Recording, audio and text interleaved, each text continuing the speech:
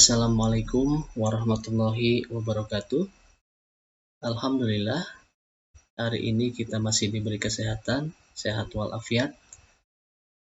Pada kesempatan hari ini, kita akan membahas tentang teks deskripsi, pelajaran bahasa Indonesia, khusus untuk kelas 7 SMP. Langsung saja, kita akan membahas tentang teks deskripsi. Nah, kita akan membahas di poin pertama, yaitu tentang pengertian teks deskripsi. Kita lihat di sini, teks deskripsi adalah teks yang berisi gambaran atau objek atau benda yang dideskripsikan. Nah, gambaran benda ini atau objek ini bisa berupa lokasi, suasana, ukuran, baik besar, kecil, tinggi, rendah, ataupun mengenai warna merah, kuning, biru, serta mengenai rasa, ada manis, pahit, getir, halus, kasar, atau sifat-sifat fisik yang lain.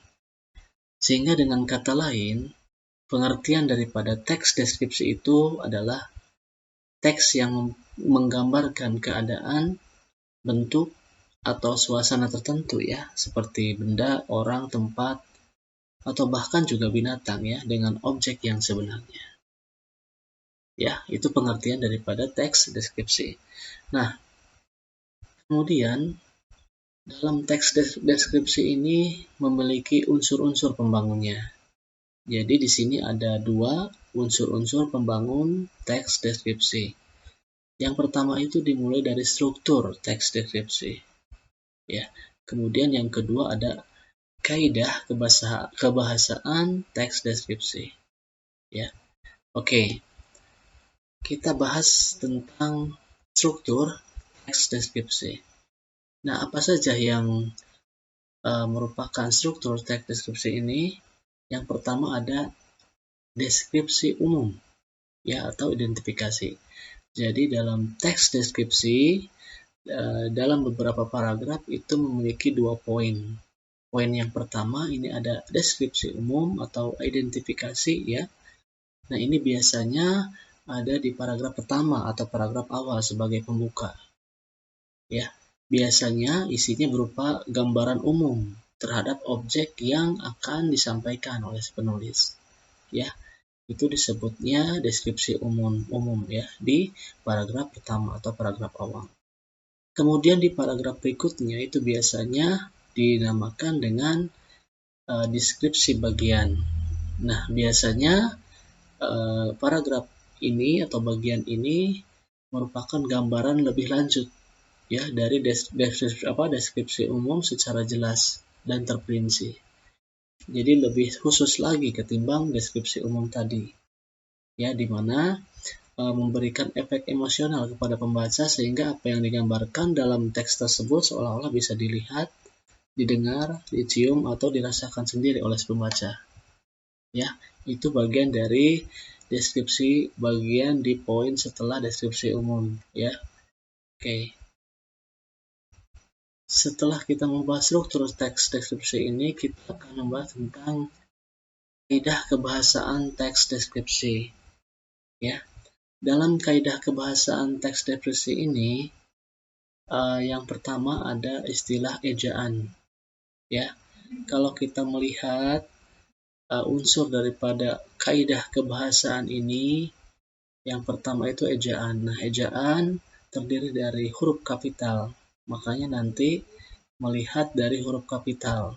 Nah, huruf kapital itu digunakan banyak sebenarnya Pertama itu salah satu contohnya, ini biasanya digunakan untuk kalimat yang dimulai dari kata pertama, huruf awal dari kata pertama itu adalah berhuruf kapital. Contohnya kata dia. Nah, di huruf awalnya ada huruf D, berarti D-nya harus menggunakan huruf kapital huruf besar. Contoh, dia membaca buku. D-nya adalah huruf yang besar. Kemudian dari segi ejaan juga ada bentuk di dan ke.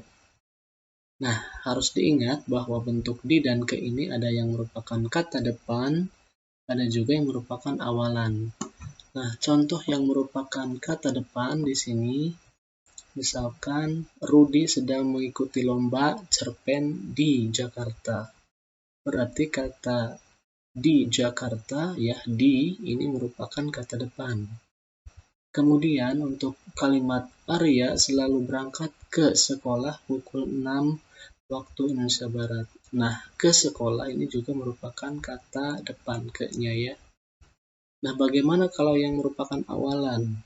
Contoh kalimatnya adalah semua siswa kelas 7 diberi tugas menulis teks deskripsi. Nah, kata diberi ini merupakan awalan, ya, bukan kata depan. Contoh yang lain, siswa itu kesana kemari, nggak karuan. Nah, kata kesana ataupun kemari ini merupakan awalan, ya, bukan kata depan. Oke, itu ditinjau dari segi ejaan. Kemudian yang kedua ada tanda baca. Nah, dalam segi kaidah kebahasaan perlu diingat juga atau perlu diperhatikan juga yang namanya tanda baca, ya. Biasanya tanda baca itu terdiri dari ada tanda titik, ya, ada tanda koma, tanda titik dua, tanda hubung, tanda tanya, tanda seru, tanda petik, tanda kurung, dan lain sebagainya. Ini harus diingat pula kaidah yang ini, ya. Oke. Kemudian yang ketiga, kaidah kebahasaan tentang teks deskripsi ini ada pilihan kata, ya, atau yang dinamakan dengan diksi, ya. Nah, diksi ini atau pilihan kata ini harus benar-benar pas, ya, ketika membuat sebuah kalimat, ya.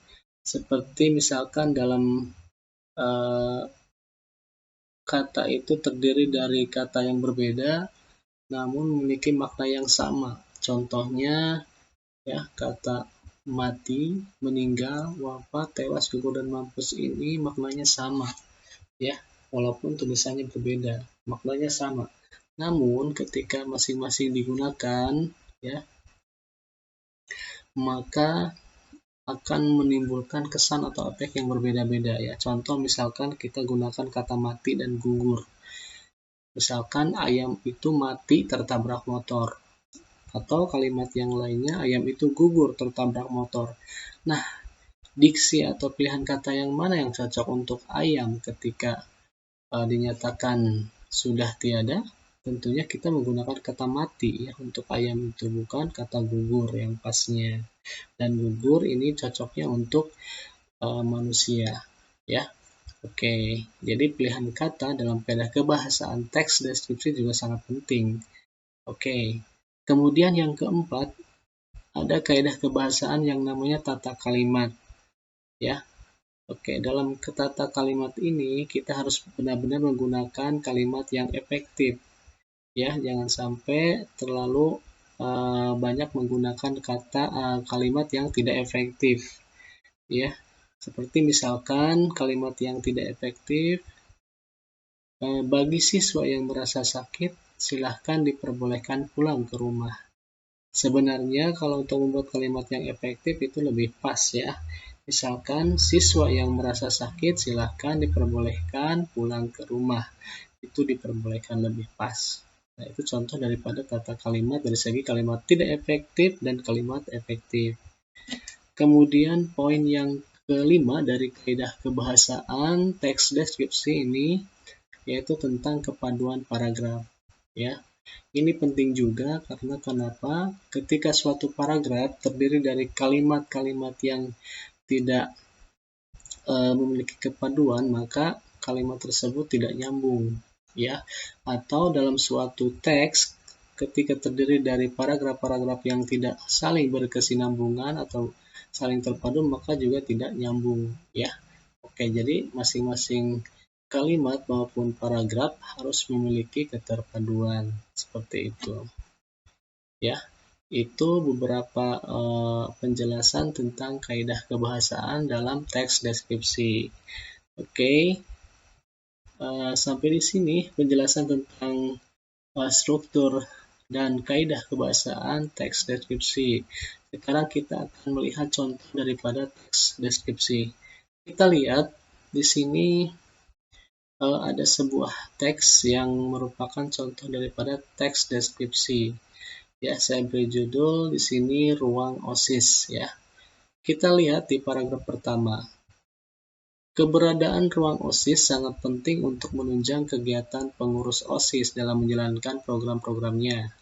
Tanpa ruang OSIS yang memadai, pengurus OSIS tidak bisa menjalankan tugasnya secara maksimal. Kemudian di paragraf berikutnya ada, sungguh beruntung sekolah kami memiliki ruang OSIS yang terbilang cukup memadai. Ruang berukuran 5x6 meter ini terbilang cukup bersih dan terawat. Lantainya terlihat bersih dan mengkilat. Meja dan kursi pun tertata rapi. Dan kalimat berikutnya juga menjelaskan tentang ruang OSIS. Nah, kita lihat, kita analisa ya di paragraf pertama. Di sini termasuk ke dalam deskripsi umum ya. Tadi kita bahas tentang struktur teks deskripsi. Itu ada dua, ada deskripsi umum atau identifikasi dan juga deskripsi bagian. Nah, deskripsi umum ini ada di paragraf pertama atau paragraf awal yang menjelaskan secara umum tentang ruang OSIS ya. Bahwa ruang OSIS itu memadai ya, seperti itu. Ini menjelaskan secara umum. Kemudian di paragraf berikutnya, paragraf kedua, ketiga, dan keempat, ini menjelaskan lagi tentang atau menggambarkan lagi tentang teks deskripsi secara khusus. Ya, mulai misalkan di paragraf kedua, situ dijelaskan tentang ukuran daripada ruang OSIS, kemudian lantainya yang tertata rapi. Kemudian di paragraf ketiga ini menjelaskan tentang ada beberapa slogan yang bertuliskan kata-kata mutiara ya yang ada di dalam ruang OSIS tersebut. Dan di paragraf yang terakhir juga ada fasilitas internet seperti itu. Itu dijelaskan secara khusus ya. Oke, sampai sini mudah-mudahan bisa dipahami tentang penjelasan teks deskripsi ya. Barangkali ingin bertanya tentang materi ini bisa dihubungi ya ke orang terkait ya. Oke, saya kira cukup. Assalamualaikum warahmatullahi wabarakatuh.